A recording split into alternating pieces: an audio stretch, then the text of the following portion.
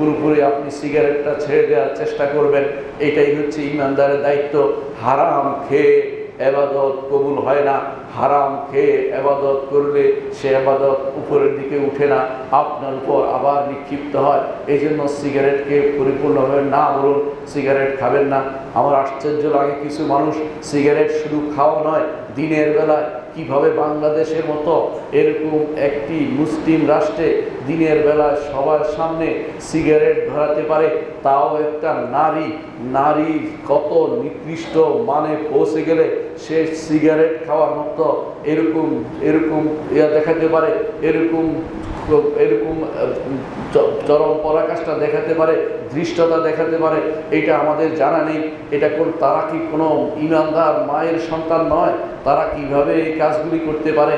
যদি তারা কাফের হয় তারা এই সাহস কোত্থেকে পেল? ইমানদারের ক্ষতি করে, ইমানদারের উপর আঘাত করে, তাদের ধর্মীয় অনুভূতিতে আঘাত করে কিভাবে তারা টিকে থাকতে পারে? এটা ইমানদার সেটা সহ্য করতে পারে না। এই জন্য এটাকে বাধা দেওয়া আপনাদের দায়িত্ব।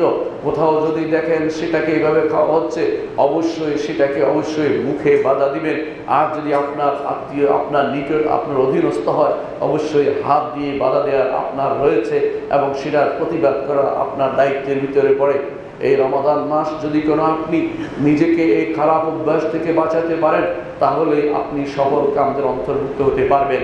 আপনি যদি সফল হতে চান, মোত্তাকি হতে চান, এই মাস থেকে এই সিগারেটগুলি ফেলে দেন, যা আর এই হারাম জিনিসগুলি ধরবো না, ছুঁইব না। বিশ্বাস করুন, ইচ্ছা করলেই আপনি পারবেন, চেষ্টা করলে আপনি পারবেন। নিজেকে পরাজিত করবেন না, নিজে জয়লাভ করবেন। প্রবৃত্তি তাড়না থেকে নিজেকে অবশ্যই বাঁচাতে হবে। কারণ আল্লাহ তাআলা কোরআনে কারীম বলেছেন, প্রবৃত্তি মানুষের কাছে মাবুদ হয়ে যায়, উপাস্য হয়ে যায়। আল্লাহ তাআলা কোরআনে কারীম বলেছেন, আফারাআইতা মান ইত্তাখাযা ইলাহু হাওয়াহু আফা আনতা তাকুনু আলাইহি ওয়াকিলা। আপনি কি ওই ব্যক্তিকে দেখেছেন যে ব্যক্তি নিজের প্রবৃত্তিকে ইলাহ বানিয়ে নিয়েছে? এর অর্থ হচ্ছে মন যা চায় তা করাটা হচ্ছে তাকে ইলাহ বানিয়ে নেয়া।